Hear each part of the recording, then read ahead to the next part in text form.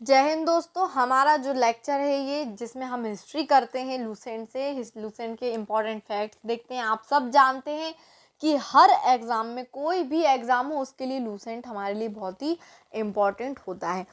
वो हमारे एग्ज़ाम के लिए, हमारी परफॉर्मेंस के लिए बहुत बड़ा रोल प्ले करता है।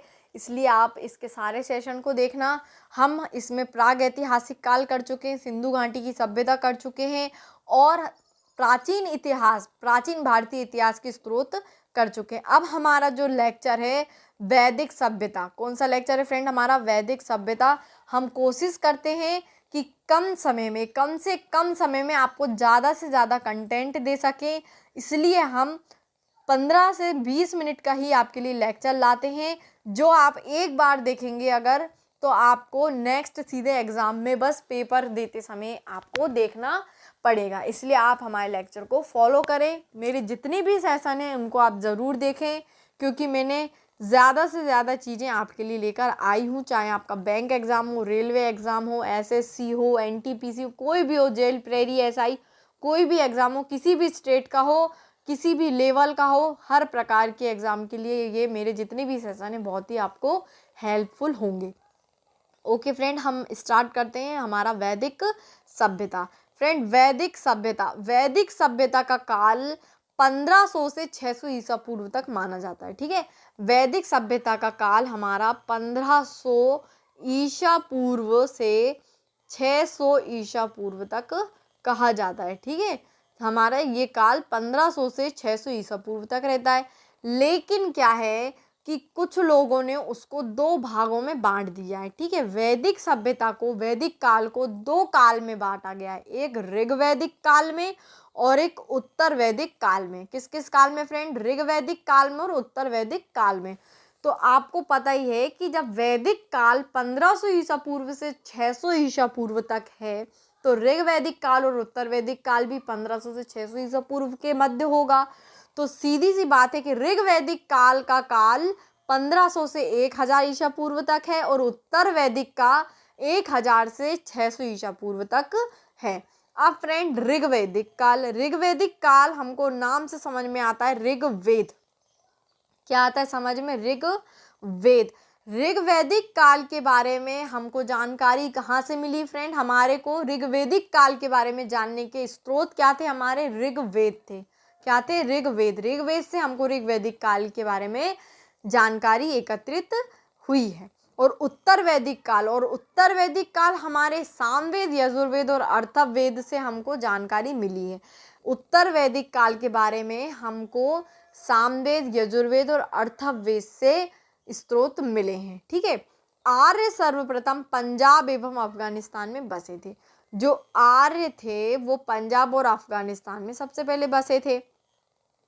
मैक्स मूलर ने आर्यों का मूल निवास स्थान मध्य एशिया को माना है। ठीक है, अगर एग्जाम के क्वेश्चन में अगर ये आता है कि जो आर्य थे वो कहाँ पे उनका स्थान था, तो मध्य एशिया आएगा। लेकिन अगर पूछा जाए कि सर्वप्रथम वो कहाँ बसे, तो पंजाब और अफगानिस्तान में बसे, है ना। आर्यों द्वारा निर्मित सभ्यता वैदिक सभ्यता कहलाई। आर्यों ने जिस सभ्यता का निर्माण किया, वो सभ्यता कौन सी थी फ्रेंड? वैदिक सभ्यता थी। यह एक ग्रामीण सभ्यता थी। कैसी सभ्यता थी फ्रेंड? ये एक ग्रामीण सभ्यता थी। आर्यों की भाषा संस्कृत थी। कौन सी भाषा थी फ्रेंड? आर्यों की संस्कृत भाषा थी। आर्य किस भाषा का प्रयोग करते थे? संस्कृत भाषा का प्रयोग करते थे। आर्य शब्द भाषा समूह को इंगित करता है। जो आर्य शब्द है वो भाषा के समूह को इंगित करता है। आर्यों की प्रशासनिक इकाई आरोही क्रम से इन 5 भागों में बटा था। ठीक है, आरोही क्रम से इस 5 भागों में बटा था, यानी कि सबसे छोटा कुल, उससे बड़ा ग्राम, उससे बड़ा विश्व, और विश्व के समूह को जन बोला जाता था, जन के समूह को राष्ट्र बोला जाता था। ग्राम के मुखिया ग्रामीणी होते थे, विश्व का प्रधान विस्पति होता था और जन के शासक राजन कहलाते थे। जन के शासक कौन होते थे फ्रेंड? राजन होते थे। और ग्राम के मुखिया कौन होते थे? ग्रामीणी होते थे। और विश्व के प्रधान होते थे विश्वपति। राज्य अधिकारियों में पुरोहित एवं सेनानी प्रमुख थे। राज्य में जो अधिकारी थे उसमें सबसे प्रमुख कौन थे? पुरोहित और सेनानी। कौन थे? पुरोहित और सेनानी। वशिष्ठ रूढ़िवादी एवं विश्वामित्र उदार पुरोहित थे। वशिष्ठ रूढ़िवादी एवं विश्वामित्र उदार पुरोहित थे। ठीक है, दो पुरोहितों का हमको यहाँ पे नाम देखने को मिला, एक वशिष्ठ का और एक विश्वामित्र का, जिसमें से वशिष्ठ कैसे थे? रूढ़िवादी व्यवहार के थे और विश्वामित्र कैसे थे? उदार व्यवहार के थे। ठीक है, ये हमारी दिशाएं हैं, ये हमको उत्तर वैदिक शब्द बताएं और ये राजा का नाम। पूर्वी दिशा में प्राची को का सम्राट कौन होता था? राजा कौन होता था? सम्राट। पश्चिम में प्रतीची का स्वराष्ट्र होता था। उत्तर में उदीची का विराट होता था। मध्य में राजा कहा जाता था और दक्षिण में राजा को भोज कहा जाता था। सूत, रथकार व कम्मादी नामक अधिकारी रत्नी कहे जाते थे। ठीक है, सूत, रथकार व कम्मादी नामक अधिकारी रत्नी कहे जाते थे। इनकी संख्या राजा सहित करीब 12 हुआ करती थी। कितनी होती थी इनकी संख्या? 12। पूरब दुर्गपति एवं स्पष्ट जनता की गतिविधियों को देखने वाले गुप्तचर होते थे। पूरब दुर्गपति को देखते थे और स्पष्ट जनता की गतिविधियों को देखने के लिए गुप्तचर होते थे, है ना। वाजपति गोचर भूमि का अधिकारी होता था।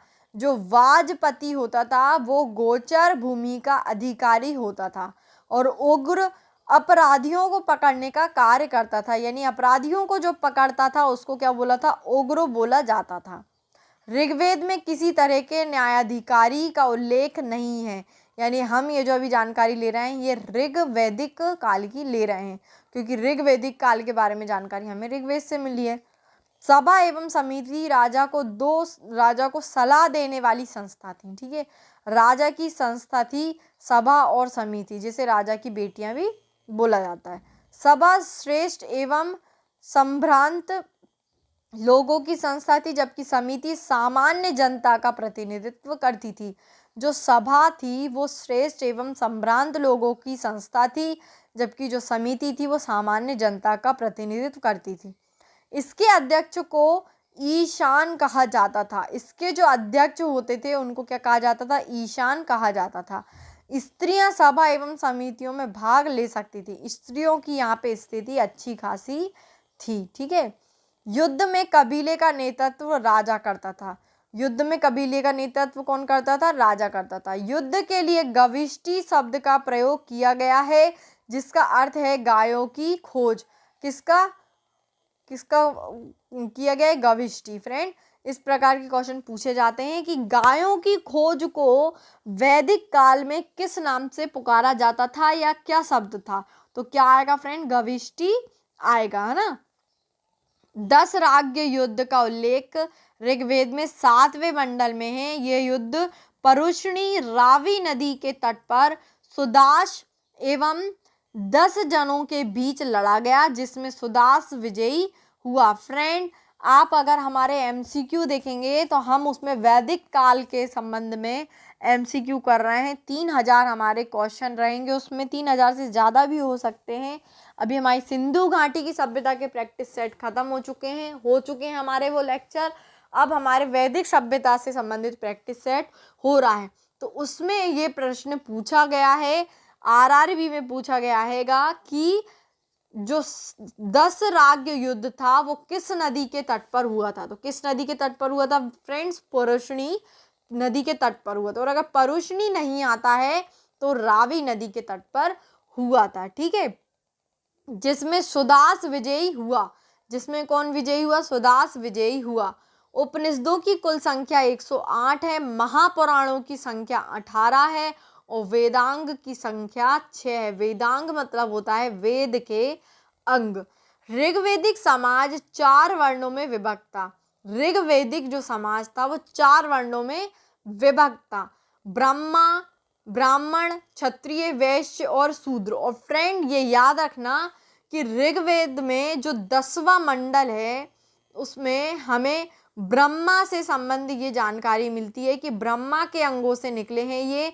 उन्होंने ब्राह्मण, क्षत्रिय, वैश्य और शूद्र की उपाधि उनको दी है। यह विभाजन व्यवसाय पर आधारित था। ऋग्वेद के 10वें मंडल के पुरुष सूक्त में चतुर्वर्णों का उल्लेख मिलता है ना। 10वें मंडल में हमको ये उल्लेख मिलता है, और ये उल्लेख हमें ये मिलता है कि ब्रह्मा जी के 4 अंगों से ये निकले हैं। माथा से निकले हैं क्षत्रिय, हाथ से निकले हैं ब्राह्मण, और पैरों के पंजों से निकले हैं शूद्र, और पेट से निकले हैं वैश्य। ठीक है, तो ये याद रखना आप। इसमें कहा गया है कि ब्राह्मण परम पुरुष के मुख से, ये देखिए ब्राह्मण जो है वो पुरुष के मुख से निकले हैं, क्षत्रिय जो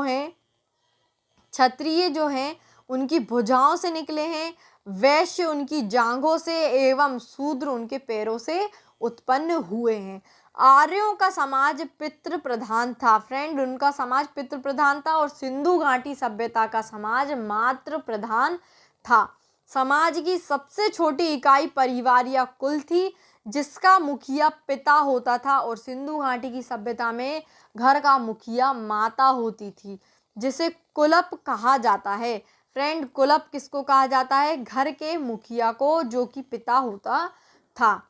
स्त्रियां इस काल में अपने पति के साथ यज्ञ कार्य में भाग लेती थीं। यज्ञ कार्य में अब ये क्या करने लगी? भाग लेने लगी।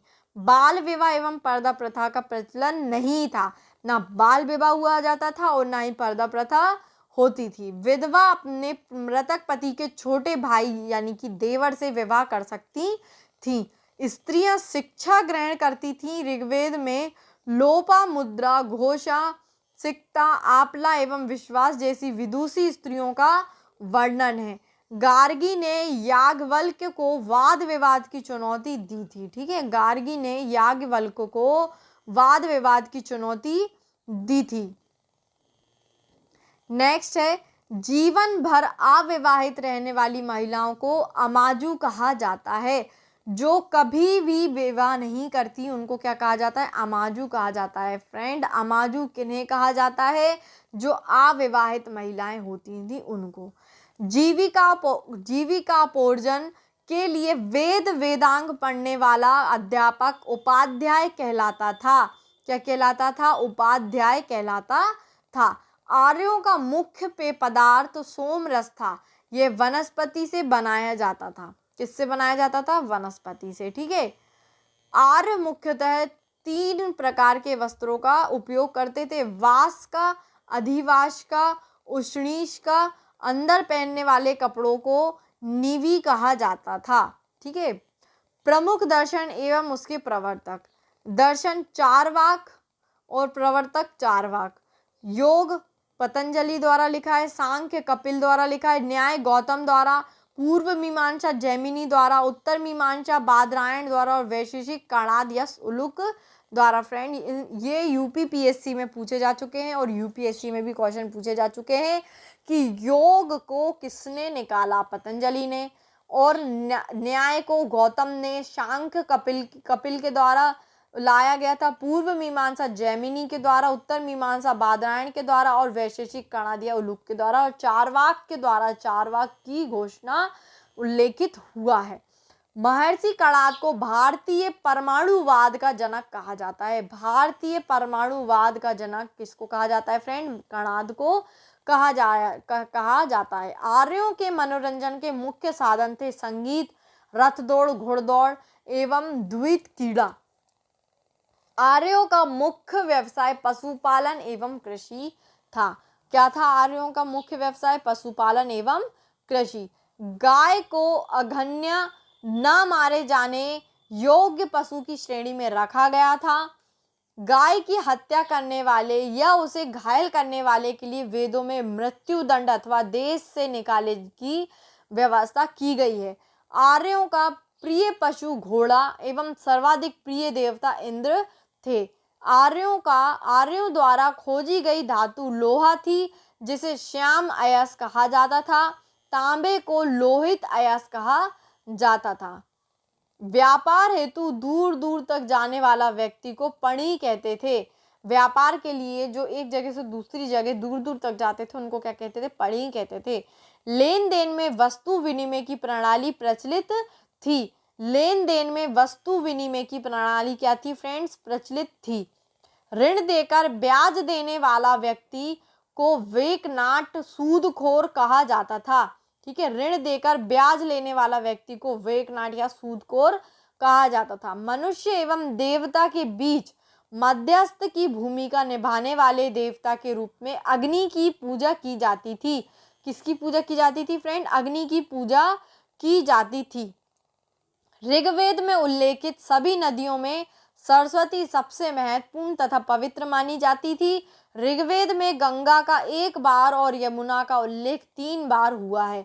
इसमें सिंधु नदी का उल्लेख सर्वाधिक बार हुआ है। और फ्रेंड ये क्वेश्चन भी आ चुका है कि सबसे ज्यादा उल्लेख ऋग्वेद में किस नदी का हुआ है? तो किस नदी का हुआ है फ्रेंड? सिंधु नदी का हुआ है।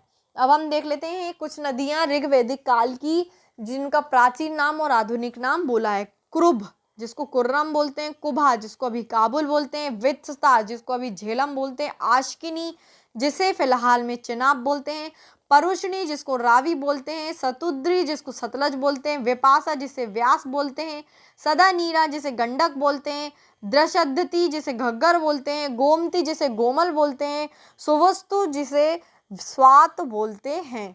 ठीक है, नेक्स्ट है हमारा फैक्ट कि उत्तर वैदिक काल में इंद्र के स्थान पर प्रजापति सर्वाधिक प्रिय देवता हो गए थे। ठीक है, अब आया हमारा उत्तर वैदिक काल के बारे में। तो उत्तर वैदिक काल में इंद्र के स्थान पर प्रजापति प्रिय देवता बन गए थे। विष्णु के 3 पगों की कल्पना का विकास उत्तर वैदिक काल में ही हुआ है। ठीक है, नेक्स्ट आता है ऋग्वैदिक कालीन देवता। इंद्र का क्या संबंध होता था? युद्ध का नेता एवं वर्षा का देवता कहा जाता था। अग्नि को देवता एवं मनुष्य के बीच मध्यस्थ कहा जाता था। वरुण पृथ्वी एवं सूर्य के निर्माता, समुद्र का देवता, विश्व के नियामक एवं शासक, सत्य का प्रतीक, ऋतु परिवर्तन एवं दिन रात का कर्ता। ध्यो क्या होता था? आकाश का देवता। क्या होता था फ्रेंड? आकाश का देवता जो कि सबसे प्राचीन है। सोम होते थे वनस्पति देवता। उषा होती थी प्रगति एवं उत्थान देवता। अश्विन होते थे विपत्तियों को हरने वाले देवता। पूषण होते थे पशुओं का देवता। विष्णु होते थे विश्व के संरक्षक एवं पालन करता। मरुत होते थे आंधी तूफान का देवता। उत्तर वैदिक काल में राजा के राज्य अभिषेक के समय राजसूय यज्ञ का अनुष्ठान किया जाता था। उत्तर वैदिक काल में वर्ण व्यवसाय की बजाय जन्म के आधार पर निर्धारित होने लगे थे। उत्तर वैदिक काल में हल को सिरा और हल रेखा को सीता कहा जाता था। उत्तर वैदिक काल में निष्क और शतमान मुद्रा की इकाइयां थीं, लेकिन इस काल में किसी खास भार, आकृति और मूल्य के सिक्कों के चलन का कोई प्रमाण नहीं मिलता। सांख्य दर्शन भारत के सभी दर्शनों में सबसे प्राचीन है। इसके अनुसार मूल तत्व 25 हैं, जिनमें प्रकृति पहला तत्व है। सत्यमेव जयते ये क्वेश्चन फ्रेंड्स राजस्थान पीएससी में आ चुका है। अगर आप हमारे एमसीक्यू वाला सेशन देखेंगे तो उसमें आपको पता चलेगा कि किस प्रकार के क्वेश्चन किस एग्जाम में पूछे जाते हैं। तो सत्यमेव जयते मुंडकोपनिषद को से लिया गया है। इसी उपनिषद में यज्ञ की तुलना फूटी नाव से की गई है ना। गायत्री मंत्र सवित्र नामक देवता को संबोधित है, जिसका संबंध ऋग्वेद से है। लोगों को आर्य बनाने के लिए विश्वामित्र ने गायत्री मंत्र की रचना की है। किसने रचना की है? विश्वामित्र ने रचना गायत्री मंत्र की है, जो कि ऋग्वेद में दिया हुआ है। 9वें मंडल में श्राद्ध की प्रथा पहल दत्तात्रेय ऋषि के बेटे निमि ने शुरू की। उत्तर वैदिक काल में कौशाम्बी नगर में प्रथम बार पक्की ईंटों का प्रयोग किया गया है। महाकाव्य 2 हैं। कौन कौन से हैं फ्रेंड? महाभारत एवं रामायण। महाभारत का पुराना नाम जय संहिता है। यह विश्व का सबसे बड़ा महाकाव्य है। गोत्र नामक संस्था का जन्म उत्तर वैदिक काल में हुआ था। वेदांत दर्शन के मौलिक ग्रंथ ब्रह्म सूत्र या वेदांत सूत्र की रचना बदरायण ने की थी। ओके फ्रेंड, हमारा यही लेक्चर ख़त्म होता है। हमने देखा कि वैदिक काल क्या होता है, वैदिक काल कितने भागों में विभाजित है, और वैदिक काल का दोनों जो काल हैं उनके बारे में हमने विस्तार से जानकारी, उनके कंटेंट फैक्ट्स हमने देखे। अगर आप चाहते हैं इस लेसन से संबंधित आपको प्रैक्टिस सेट मिले तो आप हमारे MCQ वाले सेशन को ज़रूर देखना। इनफैक्ट आप उनको पहले देखना, उसके बाद चैप्टर देखना, तो आपको याद आएगा कि आपने कहाँ पे कैसे क्या क्वेश्चन टिक लगाए थे, कहाँ पे क्या गलती की थी, तो जिससे आपकी गलतियाँ अपने आप ही सुधरते जाएंगी। Okay friend, thanks to watch my video. और अगर आप चाहते हैं मैं और भी सब्जेक्ट लेकर आऊँ लूसेंट के, तो मुझे कमेंट बॉक्स में ज़रूर बताना। ठीक है friend, thanks to watch my video, like, subscribe and